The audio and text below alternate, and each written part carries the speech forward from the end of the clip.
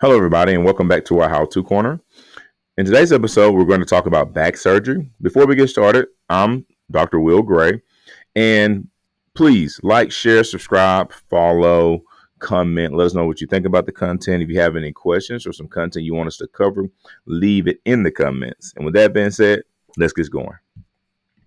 The agenda for today's episode is what I guess back surgery consists of as far as the process and how you get to the point of surgery and thereafter. So we're going to talk about when is back surgery needed, types of back surgery, the procedure, risks, complications, recovery timeline, benefits of back surgery, and return to work activities. Now, when is back surgery needed? For me, it's really simple. I put this last, but you can think about this first.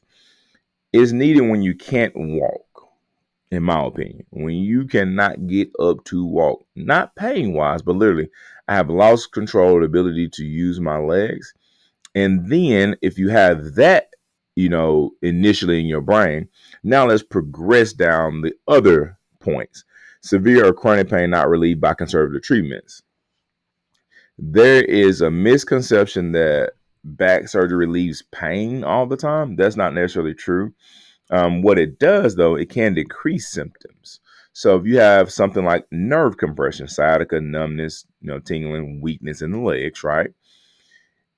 That electrical issue that you're having with the sciatica pain shooting down your leg, or the decreased sensation, or the weakness can be relieved in some way with the back surgery.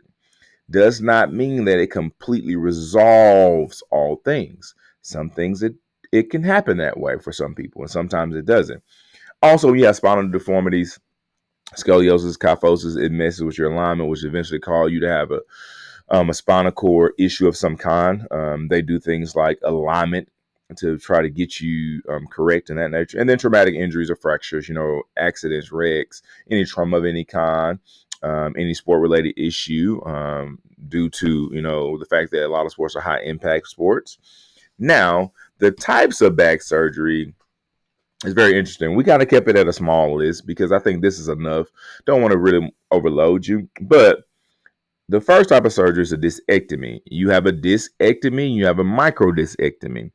And then basically you remove the herniated disc. But if you have a microdiscectomy, it's more like a snipping and a burning. So when I say snipping, burning, we snip the area that's actually problematic on the disc, and then they just, seal it back down. And then you have a laminectomy where you actually remove bone, the lamina of the actual vertebrae themselves. It relieves pressure off of the nerve for the most part. That's when the lamina is really removed because it's sitting on the actual nerve, and that's due to disc degeneration. Spinal fusion is when you join two or more vertebrae together.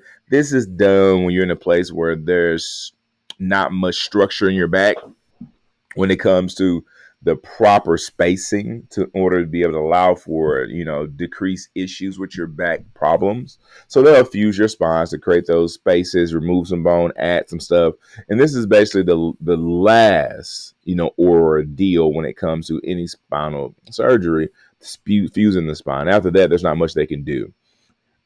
Artificial disc replacement is new, replaces damaged disc with prosthetic. This is really something that doesn't happen a lot. I know people who have done this, but it's new in the sense of it's not new like yesterday new, but it's newer technique that I think they're starting to improve upon because I think they're realizing that a lot of the fusion stuff and other back surgeries are starting to kind of sort of not give the desired result. So they're trying to be better. The procedure. So the procedure itself, it can be lengthy or short, depending on the nature of the back issue. Obviously, before you have that procedure, you're going to do some imaging, a health evaluation, make sure you're capable of being able to be put under anesthesia. And then the imaging kind of confirms whether or not it's appropriate to perform the surgery. There's a lot of different complications that can come out of that, which is why the risk and complications have to be considered. Definitely, man. The thing that's going on in a lot of different setups when you have certain procedures now, they're getting you out of the hospital really fast. And sometimes they're not getting you out of the hospital with all the information. So you have to be very aware of that and ask a lot of questions and make sure you have the proper um, procedures on what to do, what not to do, what to take, what not to take, how to be able to clean your wound, and then just understanding that things can still happen. So realize infections, blood clots, nerve damage because of said procedure. Yes, they can go in there to correct something, and the nerve can be damaged before they go in. And due to the actual nature of the surgery being so extensive and how many nerves and things are involved, there can be some nerve damage that comes out of the surgery. Are they going to tell you that? Probably not. Some people will, but it can happen. And you can also have continued pain and stiffness where you get out of the procedure and you are the same or maybe a little worse off, right? So, that's just a risk that comes with it. And then last but not least, the limited mobility in some cases. You can definitely get to a space post op that you are not able to move as well as you did before. And some of that stiffness is not all just the back surgery. Some of that is the musculature that surrounds that spine that tend to be a little bit hinder after back surgeries. Now, the recovery timeline. This is a very general recovery timeline. This is really something that we just wanted to kind of sketch out to give you some understanding of comfort to start with. The hospital stay is 1 to 5 days. Like I said, sometimes they get you out really quickly. Sometimes you need to stay there a little bit longer. The first 6 weeks is rest. Physical therapy normally begins 6 weeks post-op, depending on the actual nature of your surgery. But mostly 6 weeks. That's usually when your first follow-up appointment happens, and then they tend to release you to do rehab with some limitation or restrictions. And then 3 to 6 months, gradual return to working daily life, and then up to a year for full recovery, depending on type of surgery.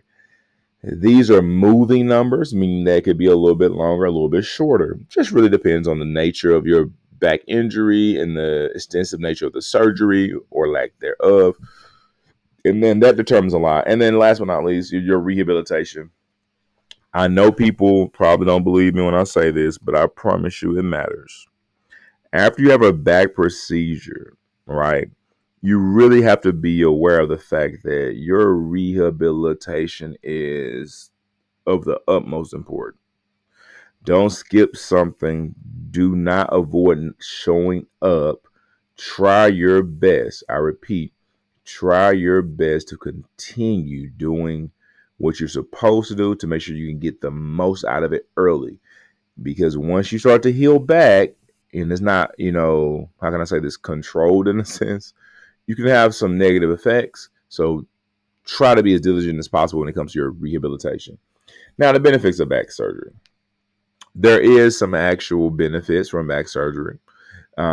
People tend to think that they're not, but sometimes there are benefits from things you do.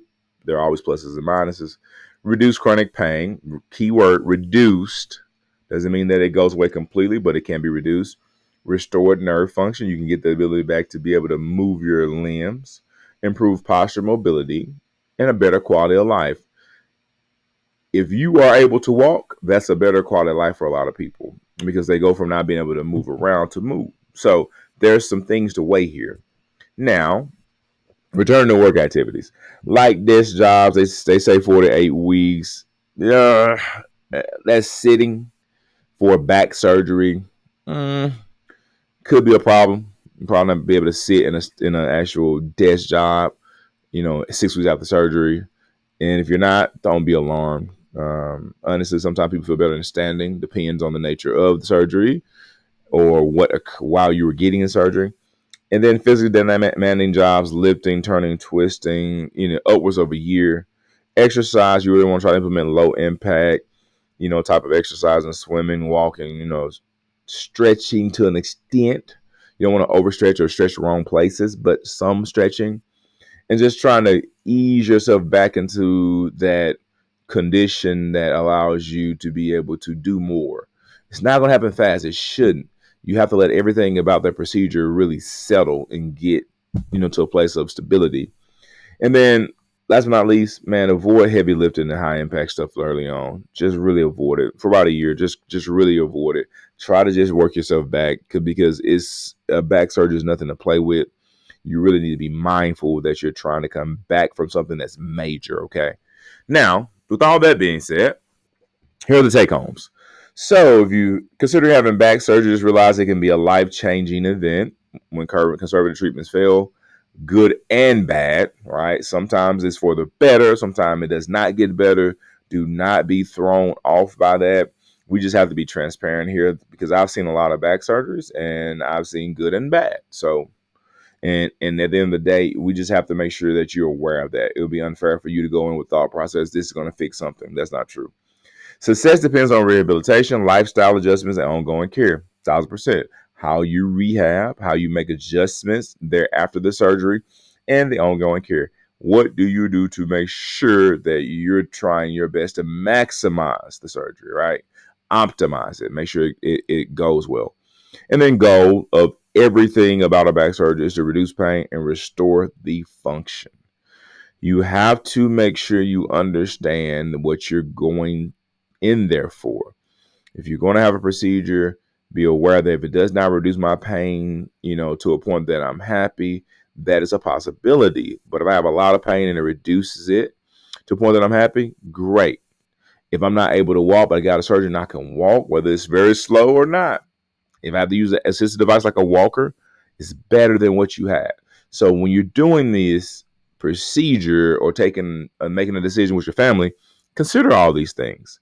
And if you have any questions, please give us an actual shout. We're found on all different platforms. Please like, comment, subscribe. Also, our website. You can contact us through our website. You can send us a direct messaging or messages on Instagram or any of the platforms that you're able to contact us on. And with that, thank you so much for giving us your time. And I hope that this was able to help you and add to your actual knowledge of what you undertake when having a back surgery. With that being said, I hope you have a blessed one. I'll catch you in the next.